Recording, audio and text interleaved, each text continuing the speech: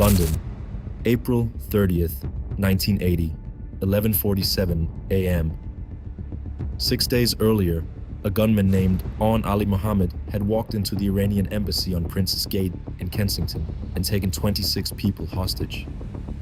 He wanted the release of political prisoners from Khuzestan. He had grenades, Browning pistols, and a Scorpion submachine gun. He had a list of demands and a deadline. By day 6, the deadline had passed. A hostage had been shot. His body had been pushed out the front door onto the steps. The British government made a decision that had never been made publicly before. They called in the regiment. What happened in the next 6 minutes was filmed by every television network in the world. Abseilers came down the rear of the building simultaneously. Stun grenades went through the windows. Teams hit multiple entry points in coordinated sequence, moving floor by floor, room by room. When it was over, 5 of the 6 gunmen were dead. 1 hostage had been killed during the siege. All remaining 24 hostages walked out alive. 6 minutes. The SAS had existed since 1941. The British public had known almost nothing about them until that afternoon. One of the men who went through the windows at Prince's Gate was a 25-year-old operator named Robin Horsfall. He would spend the next 23 years still in the regiment, still operational, still teaching the next generation what those 6 minutes had cost to learn. Not in money, not in equipment, but in the relentless, unglamorous, almost monastic preparation that made those 6 minutes possible. By 2003, Horsfall was in his late 40s, still passing fitness tests, still on the team. And he was standing at the entrance of a kill house at Pope Field, North Carolina, waiting on a green light from a rangemaster, while a gallery of Delta Force operators watched from above and quietly cataloged everything his team was not carrying. This is where this story really begins. Not in Baghdad, not in the deserts of Anbar province, but in a shoot house in North Carolina, where 4 men with second-hand helmets and hand-filed trigger groups were about to answer a question the most expensive special operations command in the world had spent $2 billion a year trying to answer with technology. The Delta operators in the observation gallery above the kill house had done the math before the British team even staged at the door. They had cataloged it the way men from that community catalog everything, precisely, professionally, and without obvious judgment in their faces. $42,000 of AN/PVS 31A panoramic night vision tubes missing. The British team was running single-tube PVS 14 monoculars, the same piece of kit issued to a standard US Army rifleman. Theirs were taped to their helmets with green riggers tape because the dovetail mount was the wrong pattern for British helmets and nobody had machined an adapter. $6,000 of SOP mod upper receiver missing.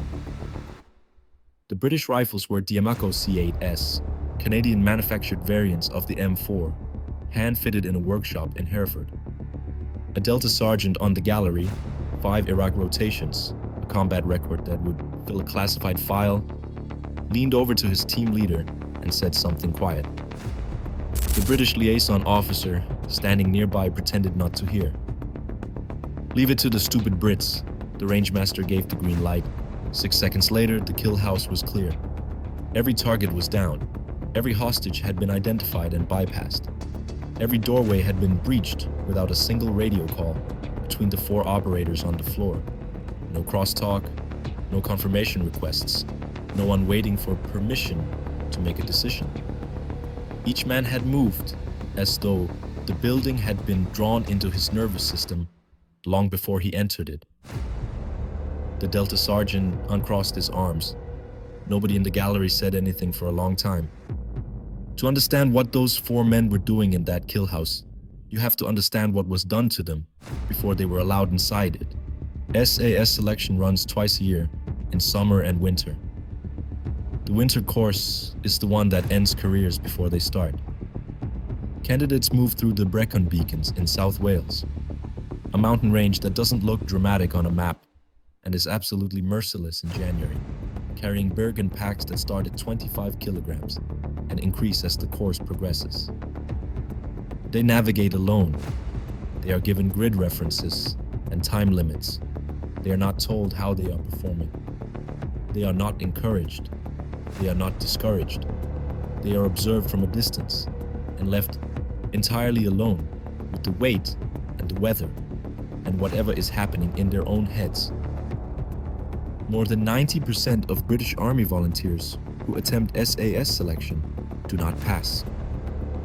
The failure rate is not a design flaw. It is the design. Dale Comstock, a former Delta operator who has gone on record about this period extensively, has maintained that Delta's training pipeline produces operators who are technically superior on measurable metrics: shooting accuracy, speed of target acquisition, close quarters battle performance, and standardized assessments. He is very likely correct. Delta is an extraordinary organization, and the men in it are, by any objective standard, among the best soldiers in the world. But what Comstock's argument and JSOC's entire institutional philosophy during this period struggled to fully account for was the difference between performance that is optimized and performance that is internalized. Delta trained to a standard that could be measured, improved, and reported up a chain of command. Hereford trained to a standard that existed nowhere in any document and could only be demonstrated in the field. The men in the observation gallery at Pope Field had just seen the difference.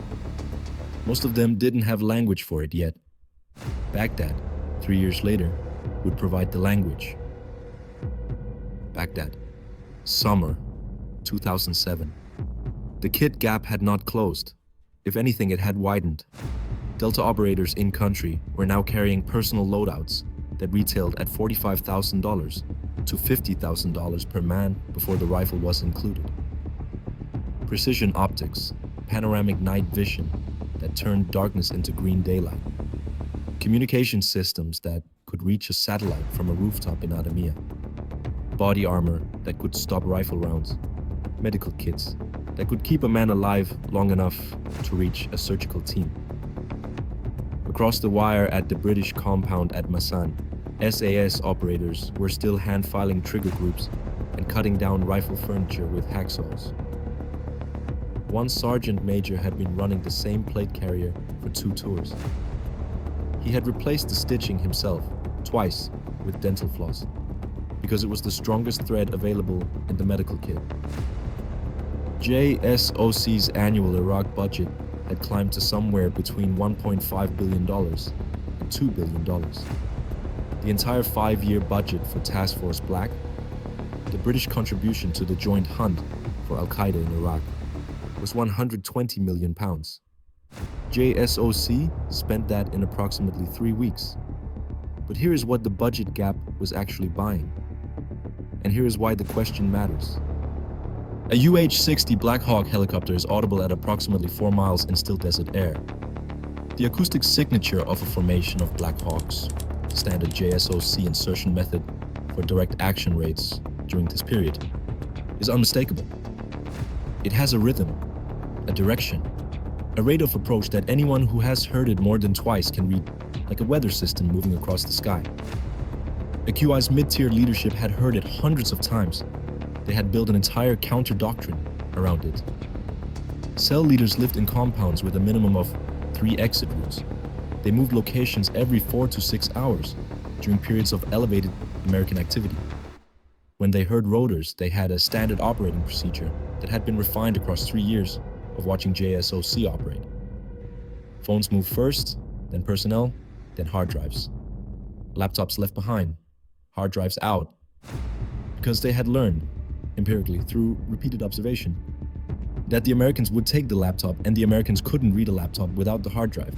And pulling a hard drive took 11 seconds. They had timed it. Recovered AQI communications from this period, studied by Allied analysts after the war, documented the counter-doctrine in remarkable detail.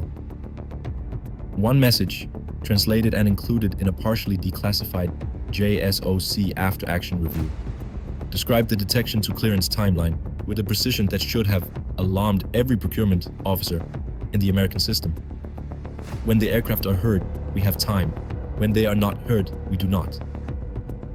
The American system was an engineering masterpiece.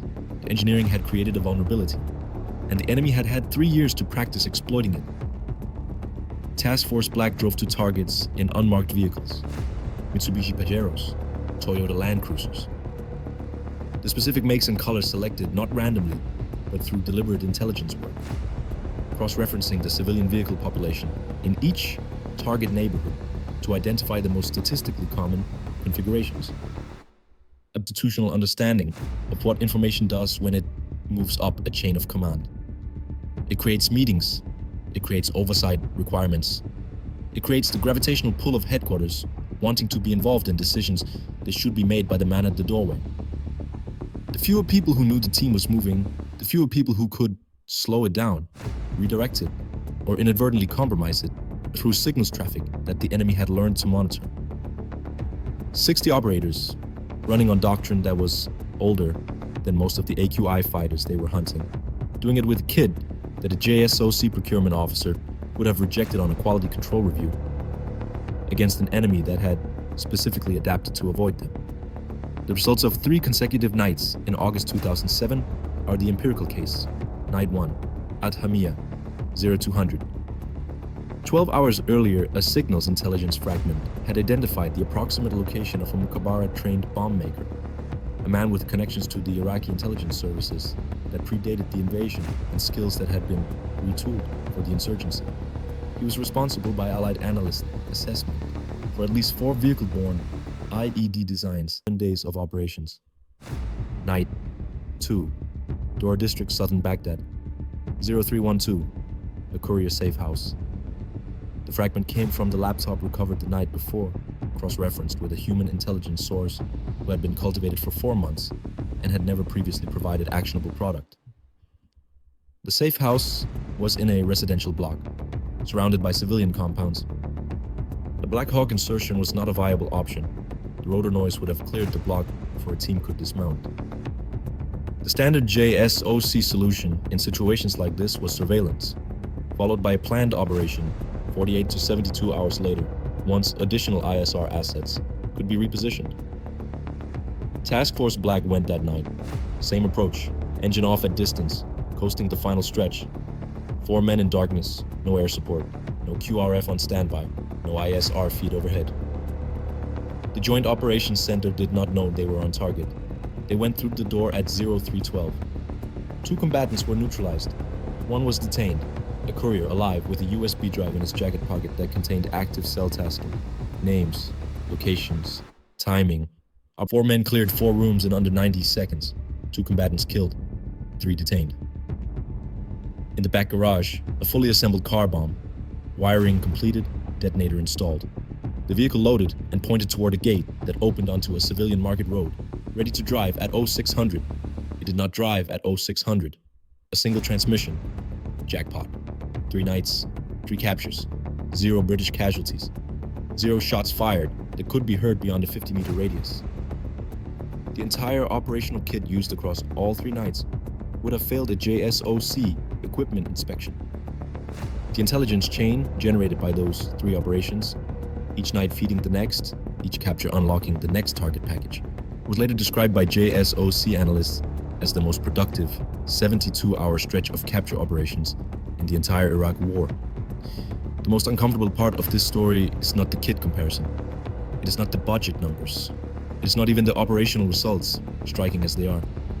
The most uncomfortable part is what AQI wrote about it.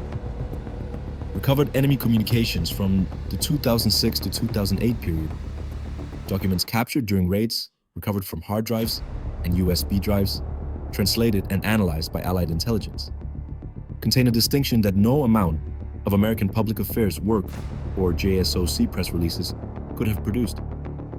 The fighters distinguished between American forces and British operators in writing, not categorically, not as a blanket assessment of capability, but specifically operationally in the context of planning and movement decisions. The American forces were described as predictable, powerful, lethal, and predictable. The aircraft were identifiable. The timing of operations followed observable patterns. The response to contact was overwhelming, but anticipated. Fighting the Americans was dangerous. Avoiding the Americans was achievable. The British were named as a separate category of threat. One translated document, included in a partially declassified British Ministry of Defense review, stated that Task Force Black operators were to be avoided when possible and never engaged on equal terms when engagement could not be avoided. The specific language, translated from Arabic, described them not as soldiers, but as something closer to a natural hazard, a force that arrived without warning and could not be heard approaching. When the aircraft are heard, we have time. When they are not heard, we do not. 60 men.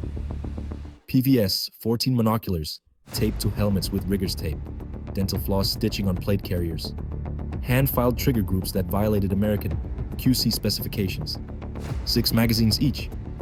The enemy had built a counter doctrine specifically to deal with the most expensive, most technologically advanced special operations force in the history of organized warfare. They had adapted. They had survived. They had stayed 3 steps ahead of a $2 billion annual budget through the simple expedient of listening for aircraft. They had not adapted to the Toyota Land Cruisers coasting in neutral through the dark. By late 2008, the combined effort of Task Force Black and JSOC had contributed to the neutralization of roughly 3,500 Al-Qaeda fighters in Iraq. The British contribution, from a force that never exceeded 60 operators on the ground at any one time, operating on a budget that JSOC consumed in 3 weeks, was disproportionate enough that senior American commanders began quietly rewriting their own doctrine in response. Internal reassessments inside the command at Baghdad examined the SAS operational pattern with the same analytical rigor that JSOC applied to enemy networks. They asked the question nobody at the senior level wanted to put in a formal document. What were they spending the $2 billion a year on? The honest answer, which no classified review would phrase this directly, but which the data strongly implied, was noise. They were spending $2 billion a year on a system so visible, so audible, and so institutionally committed to technological solutions that it had engineered its own strategic vulnerability. The helicopter had become the signature. The signature had become the warning. The warning had become the escape route. The British system had no signature. This was not accidental. It was the product of a doctrinal philosophy that predated Iraq by half a century. A philosophy that had been developed in Malaya, tested in Oman, refined in Northern Ireland, and distilled, raid by raid, selection course by selection course, into the institutional DNA of 22 SAS. The philosophy was not anti-technology. It was not Luddite. The regiment used the best available kit when the best available kit served the mission. The question Hereford always asked first was not, what is the best available kit? It was, what does this mission actually require? And if the mission required silence, then a Black Hawk, regardless of its capabilities, was the wrong answer. No matter how many cameras it carried, no matter how high definition the ISR feed, no matter how comfortable it made the commanders watching from the Joint Operations Center 40 miles away. Dale Comstock, reflecting on this period years later, would maintain that Delta's operators were technically superior. The argument has merit. On a standardized shooting range, in controlled conditions, measuring speed and accuracy with identical kit, Delta would likely have produced better numbers. The American system produced extraordinary soldiers by any conventional measure, but the Iraq War was not a standardized shooting range. And the most important measurement, the one that actually mattered to the outcome of the campaign, was not muzzle velocity or shot grouping. It was, did the target hear you coming? Back to Pope Field, 2003. Back to the observation gallery. Back to the Delta sergeant uncrossing his arms in silence. His name is not in any public record connected to this incident. He would not want it to be. But men who were in that gallery have described what he said afterward in private to people he trusted. Not to a reporter, not in a memoir. In the way that operators in close communities process things that don't fit the existing framework. Quietly, laterally, in conversations that don't get written down. He said that what he had watched wasn't better shooting. could outshoot any of those 4 men on a flat range. And he knew it. And they probably knew it. What he had watched was something that shooting metrics didn't capture, and procurement budgets couldn't purchase. He said it was like watching men who had forgotten that dying was an option. Not reckless, not suicidal, not indifferent to risk, but so completely internalized in their understanding of what they were doing, that the layer of conscious deliberation, the layer that under extreme stress produces hesitation, had been removed somewhere in the process of becoming what they were. The kill house had 6 rooms. In 6 seconds, 4 men had made hundreds of micro decisions. Where to position, which target to engage, how to move through a fatal funnel, what to do when a room didn't match the brief. None of those decisions had been communicated. None had been authorized. None had been hesitated over. They had simply happened. The way breathing happens. The Delta Sergeant understood, watching from the gallery, that you could not buy that. You could not engineer it. You could not mandate it into existence with a better procurement cycle or higher annual budget. You could only build it the way Hereford had been building it since 1941, slowly, individually, through a process that was fundamentally about removing everything that didn't belong until what remained was the thing that couldn't be removed. Selection didn't build SAS operators. Selection found them. Everything after selection was just giving them time to become fully themselves. Hereford never put out a press release about Task Force Black. There was no parade when the squadron rotated home in the autumn of 2008. No medal ceremony that was publicly reported. No documentary crew embedded with the team. The £120 million budget that had funded 5 years of the most effective special operations campaign in the Iraq War was the same amount JSOC was spending every 3 weeks in the same theater. The kit the SAS handed back at the end of their tour was the kit they had taped together at the start. Scratched, repaired. Some of it held together with dental floss and green riggers, tape, and the specific institutional stubbornness of men who had been told for 20 years that the equipment was not the point. Somewhere in a quartermaster's store in Hereford, there is almost certainly a plate carrier with dental floss stitching and a PVS-14 monocular mount that is the wrong pattern for the helmet it was attached to. It was used on operations that killed and captured people who were killing British and American soldiers. It was used on 3 consecutive nights in 2007 that JSOC analysts would later call the most efficient capture operation of the entire war. It would fail a JSOC inspection. The man who wore it would have passed any selection process ever designed. The real question, the one the Delta Sergeant asked himself in that gallery, the one the JSOC commanders asked themselves in those internal reviews at Ballot, the one AQI's own communications answered without meaning to, is not whether American operators were better trained or better equipped. They were better equipped. The real question is the one Hereford answered a long time ago. In a pipeline that runs through winter mountains and jungle rot, and the specific silence of a man navigating alone at 0200 with no one watching over his shoulder. What is the actual weapon, the equipment, or the man holding it? 60 men with riggers tape on their helmets gave the answer. The answer came in at 0312. Jackpot.